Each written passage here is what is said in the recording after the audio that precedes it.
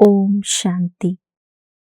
28 जुलाई का दिन हम सभी को हमारी परम आदरणीय दीदी मनमोहिनी जी की स्मृतियों को याद दिलाता है। मनमोहिनी दीदी जो मम्मा बाबा के बाद, जैसे कहा जाता है ना, दीदी और दादी प्रकाशमणि दोनों की जोड़ी ने मिलकर यज्ञ को बहुत सुंदर तरीके से प्रशासनिक रूप से भी संभाला, साथ साथ सेवाओं के रूप में भी उसे बेहद का मार्ग दिखाया। देश विदेश में बाबा के अनेक सेंटर्स खोल दिए और विशेष रूप से दीदी ने यज्ञवत्सों की अपने ज्ञान योग के रूहानी रूप से बहुत सुंदर पालना की। भले दीदी लौकिक रूप से ज्यादा पढ़ाई नहीं की थी, लेकिन अलौकिक पढ़ाई को दीदी ने इतनी अच्छी तरह पढ़ा और औरों को पढ़ाया कि दीदी से इस पढ़ाई में कोई जीत नहीं सकता था। तो ऐसे दीदी की अनेक विशेषताएं हैं। आज 28 जुलाई के दिन हम विशेष रूप से उन्हीं विशेषताओं को फिर से सिमरण करेंगे, सुनेंगे भी और साथ साथ उसका स्वरूप बनने का पूरा अभ्यास करेंगे। तो मीठी दीदी मनमोहिनी जी 28 जुलाई 1983 को अपनी भौतिक देह का त्याग कर अव्यक्त वतनवासी बनी। विशेष उनकी पुण्य स्मृति पर दीदी जी की अलौकिक पालना अथवा समय प्रति समय उनसे मिली हुई शिक्षाओं की स्मृतियां ताजी हो जाती है। दीदी जी का अलौकिक व्यक्तित्व, उनकी पालना जिन ब्रह्मावत्सों ने ली है, उनके नैनों में दीदी की छवि सदा सामने रहती है। आज उनकी कुछ शिक्षाएं आप सभी के पास भेज रहे हैं। तो आज हम सुनते हैं दीदी जी द्वारा सुनाई हुई मुख्य शिक्षाएं और ईश्वरीय मर्यादाएं। मर्यादाओं में दीदी एकदम पक्की, नंबर 1। नियम मर्यादाओं से कभी दीदी ने अपने पैरों को डगमग होने नहीं दिया, न किसी को करने दिया। तो दीदी की ये विशेषताएं भी कहें, शिक्षाएं कहें या मर्यादाएं कहें, दूसरों का दोष निकालने से पहले हमें अपना दोष देखना है।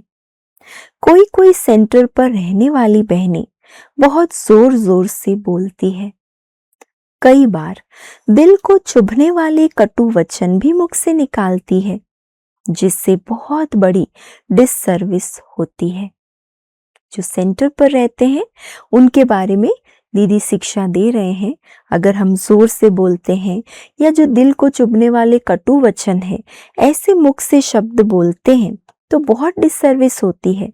हर एक को अपने बोल पर बहुत ध्यान देना है। बाबा कहते हैं, बच्चे कम बोलो, धीरे बोलो, मीठा बोलो। ये गांठ हम सब को पहले स्वयं को बांधनी है। कौन सी गांठ बांध लेनी है? विशेष आज के दिन ये शिक्षा अपने साथ गांठ के रूप में बांध ले।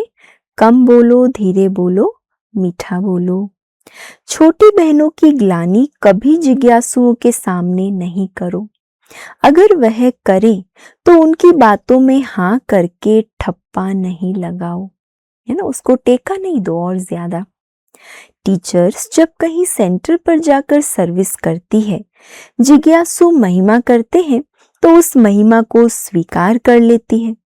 जिज्ञासु यहाँ आकर उस बहन की मांगनी करते हैं, है ना। कोई जाकर दादी को कहे या दीदी को कहते थे कि यही बहन हमको सेवा के लिए भेजिए, तो वो बहन बहुत खुश होती है कि मैंने अच्छी सर्विस की है, इसीलिए मांगनी होती है।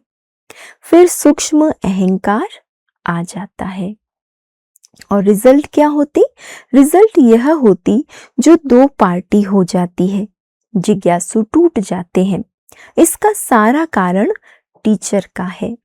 इसमें डिससर्विस भरी हुई है ना। ये कोई सर्विस नहीं है कि किसी की बुद्धि हमारे में अटक जाए कि यही बहन हमें सुनाए, यही बहन हमारे पास आकर सेवा करे, तो बाबा को भूलकर बुद्धि उनमें चली गई, तो ये डिससर्विस है। कोई माता व भाई सर्विस पर जाना चाहते हैं लेकिन धन की कमी के कारण नहीं जा सकते, तो उनको किराया देकर भेजना चाहिए। ये सबको डायरेक्शन है। कोई गरीब है और मधुबन जाना चाहते हैं तो बाबा उनकी धन से भी मदद करने के लिए कहते थे। ट्रायल के लिए वही कुमारी आए जो 12 मास सेंटर पर रेगुलर क्लास करती हो। उसे माँ बाप लिख कर दे कि इसे समर्पित करते हैं। वह कुमारी भी लिखे कि मैं समर्पित होना चाहती हूँ। पहले मधुबन में 1 मास की ट्रेनिंग लेवे, फिर कोई सेंटर पर ट्रायल पर भेजे। जब कन्या ट्रायल पर है तब उसके माँ बाप जो कुछ भी भेजना चाहें वह मधुबन भेज दें, सेंटर पर नहीं। जो भी भेजना चाहे ट्रायल के समय मधुबन भेज दें। कुमारी समर्पण मधुबन की है ना, मधुबन के थ्रू उनको भेजा जाता है ना सेंटर, तो माता पिता जो देना चाहे मधुबन में दें। जो माया के वश हो बाबा के बच्चे बन माया की मत पर शादी करते हैं, उन्हें 1 साल तो क्लास के संगठन में आने की अनुमति नहीं देनी चाहिए। मुरली की मांगनी करते हैं तो उन्हें भेज सकते हैं। अगर सेंटर पर आने की जिद करते हैं तो अलग से टाइम देना चाहिए ताकि उन्हें संग का बल मिलता रहे। जो भी जिज्ञासु आए उनसे फॉर्म जरूर भराएं, इस बात में ढीला नहीं होना चाहिए। ये सारी ट्रेनिंग दीदी टीचर्स को हमेशा दिया करती थी। अमृत वेले क्लास सेंटर की इंचार्ज को ही करानी है। क्लास में नवीनता होनी चाहिए। मधुबन से जो भी डायरेक्शन आए उस पर पूरा ध्यान देना होता है, नहीं तो कारोबार में बहुत दिक्कत होती है। टीचर्स को खरीदारी करने मार्केट में बिल्कुल नहीं जाना चाहिए। अब तक ये रिपोर्ट आती है कि वही भाषण करती, वही दुकानों पर जाकर खरीदारी करती है ना। अभी अभी भाषण करते हैं, फिर देखते तो दुकानों पर खरीदारी कर रहे। कई तो भाइयों के साथ स्कूटर पर बैठकर जाती हैं। यह ईश्वरीय मर्यादा का उल्लंघन है। कृपया इन मर्यादाओं का कंगन बांध कर रहें। सावधानी देने वाला हमारा बाबा है। हमें किसी को शिक्षा के रूप में कुछ नहीं कहना है। मुरली में शिक्षा के महावाक्यों को अपनी तरफ से बढ़ा चढ़ाकर नहीं बोलना चाहिए। इस बात का हमें विशेष ध्यान देना है। जो भी मुरली में बातें आती है उसे कभी भी हमें अपने तरीके से चेंज करके नहीं बोलना है। कोई भी बात हो राय दे सकते हैं, शिक्षा का रूप ना हो। मुरली में से कुछ भी कट नहीं करना चाहिए। इन बातों का बहुत बहुत ध्यान देना है। कुमारियों के समर्पण पत्र जोन इंचार्ज के पास होने चाहिए। जोन इंचार्ज को 3 मास या 2 मास के बाद जोन की सब टीचर्स को बुलाकर दिल लेनी चाहिए। जोन में कोई सेंटर में कमी है तो जोन इंचार्ज पूरी देखरेख करे, कमी पूरी करे। हर क्लास में एक हेड भाई होना चाहिए, उसे सर्विस का जिम्मेवार बनाना चाहिए। हर 15 दिन में सर्विस की मीटिंग करनी चाहिए ताकि सर्विस ठंडी ना हो। गीता पाठशाला की माताओं को ट्रेनिंग देना बहुत जरूरी है। जिनके घर में क्लास होता है उनका जीवन आदर्श होना चाहिए ताकि आने वालों पर प्रभाव पड़े। कहीं अमर्यादा का कार्य उनके घर में होते देख डिससर्विस ना हो जाए। विशेष रूप से जो घरों में क्लास कराते हैं उन पर बहुत ध्यान देना होता है। बाबा कहते हैं, बच्चे यज्ञ में आने वालों पर अधिक बोझ नहीं चढ़ाओ। यह गुह्य राज तो सभी समझते हैं, इसीलिए सौगात को भी हल्का किया गया है, डायरी पेन आदि के लिए। रास्ते में मुसाफरी में ज्यादा खाने पीने का सामान ले जाते हैं, जैसे कि पिकनिक पर जाते हैं, इससे और ही डिससर्विस होती है। इस बात पर भी विशेष ध्यान देना चाहिए। बहुत खाने पीने की आदत होने से जो आजू बाजू में लोग देखते हैं वो क्या सोचते हैं, ये सन्यासी कहाँ के हैं, ये तो इतना खाते पीते रहते हैं, हर थोड़ी देर में कुछ न कुछ खाते हैं। तो ये भी बहुत ध्यान रखना है। पहली सीढ़ी देह सहित देह के संबंधियों से उपराम, लेकिन अभी तक तो इस सीढ़ी पर चढ़े ही नहीं है। कारण पूरी दिल अपने साथ रहने वाली बहनों की भर दे तो संबंधियों में बुद्धि ना जाए, है ना। इस ईश्वरीय परिवार के साथ अगर बुद्धि लग गई तो फिर संबंधियों में बुद्धि नहीं जाती। ये भी बड़ों की जिम्मेवारी है। बाबा ने संपन्न बनाने के लिए हम बच्चों को श्रीमत दी है। श्रीमत पर चलने का आधार है एक बल एक भरोसा। ये श्रीमत की नींव है। बाबा के हर इशारे को हम एक्ट में तभी ला सकेंगे जब पूरा फेथ होगा। जिसमें फेथ होता है उसकी राय में कभी अपनी राय मिक्स नहीं हो सकती। एक बाबा की राय पर चलने से हल्के रहेंगे। बाबा ने कहा है जिम्मेवारी बाबा को दे दो और खुद हल्के रहो। अगर किसी के मन में ये संकल्प चलता है कि बाबा तो अभी साकार में नहीं है, तो ये भी संशय है। ये बात सोचना भी संशय बुद्धि की निशानी है। अमृत वेले विधि पूर्वक योग में बैठते हैं तो अनुभव करते हैं कि बाबा लेन देन कर रहा है। स्वस्मृति में रहेंगे तो बाबा को अपना जो कार्य कराना है कराते रहेंगे। विशेष ध्यान रखना है अपनी स्मृति के ऊपर। कराते हैं ऐसा अनुभव करेंगे। जैसे श्वास के बाद श्वास उठता है, वैसे संकल्प के बाद संकल्प उठता है। दोनों की रेस है। कर्म में श्वास जल्दी चलते हैं, योग में संकल्प जल्दी चलते हैं। योग में एक बाप की याद के प्यार के संकल्प में एकाग्र हो जाएं। योग में एक बाप की याद के प्यार के संकल्प में एकाग्र हो जाएं तो सब रस प्राप्त होते हैं।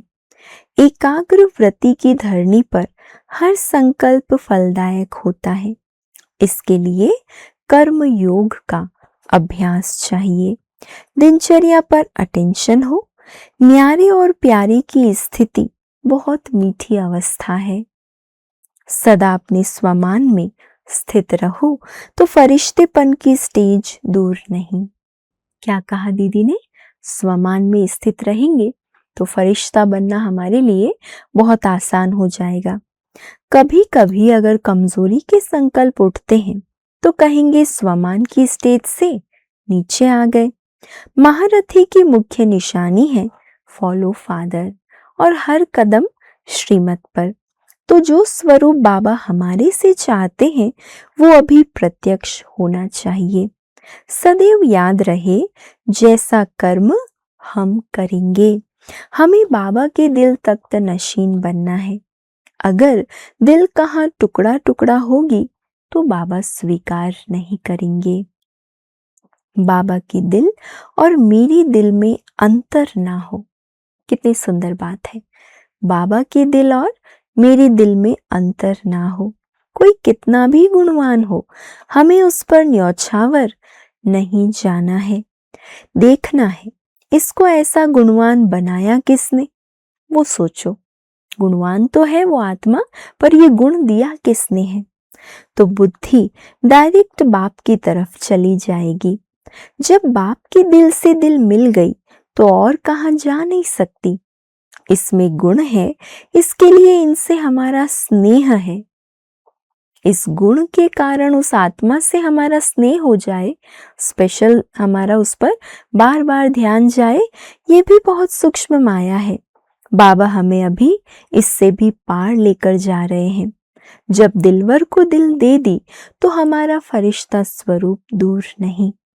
ईश्वरीय परिवार में भी बुद्धि नहीं फंसानी है। हमारा संसार, हमारा परिवार एक ही है। हमारा तो एक बाप, दूसरा न कोई। ये भी महारथियों की निशानी है। इससे ही किला मजबूत होगा। जो हम सबको पहले दिन सुनाते हैं कि तुम्हें 4 नियमों का पालन करना है, ब्रह्मचर्य, सत्संग, शुद्ध अन्न और दैवी गुण, तो हम अपने में चेक करें कहाँ तक इन नियमों का पूर्ण रूप से पालन किया है। कर्मणा में तो नहीं आते, लेकिन मनसा में भी संकल्प ना आए।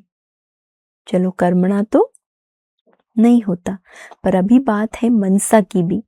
मनसा में भी ऐसे संकल्प ना आए सदैव संग दोष से बचे रहें। सदैव एक बात याद रहे, एक की सुननी है और एक को ही दिल में बसाना है। एक से सुनना, एक को ही दिल में बसाना। योग द्वारा हमारे विकर्म विनाश होते हैं, उसकी निशानियां, उसकी नेचर ही बदल जाएगी। बुद्धि की लाइन क्लियर हो जाएगी, बोझ से हल्के रहेंगे। उनके मुख से कभी ये नहीं निकलेगा कि ये मेरे आगे कोई परीक्षा आ गई है। चढ़ती कला होगी जिससे उसे फीलिंग आएगी कि ये मेरे विकर्म विनाश होते हैं। मेहनत कम और सफलता ज्यादा का अनुभव होगा। ये सब योग में जो अच्छे बनते जाएंगे, आगे बढ़ते जाएंगे और विकर्म विनाश होते जा रहे हैं, उसकी ये सारी निशानियां हैं। नेचर बदलेगी, बुद्धि की लाइन क्लियर है और बोझ से हल्के हो जाएंगे और उनको मेहनत कम और सफलता ज्यादा मिलेगी। अब घर चलना है, ये याद रहे तो ऑटोमेटिक सब तरफ से दिल हल्की हो जाती है। कोई परवाह नहीं, खाते पीते उठते घर चलना है। इससे बाप याद रहेगा, पुरानी दुनिया से किनारा हो जाएगा। फिर तेरा मेरा, इसने किया उसने किया, ये शब्द भी मुख से नहीं निकलेंगे। ये भी महारथी की निशानी है। ये शब्द भी ना निकले, इसका उसका तेरा मेरा, बाबा दादी कहती है, दीदी कहती है, ये भी महारथी की निशानी है। अगर कोई कहे तुम्हारे में ये कमजोरी है तो उसे फौरन मानना चाहिए। बैठकर जिद करना, शो करना, ये हमारे ब्राह्मण परिवार का नियम नहीं। अपने आप को सिद्ध और जिद के रूप में प्रत्यक्ष करना, ये हमारी मर्यादा नहीं है।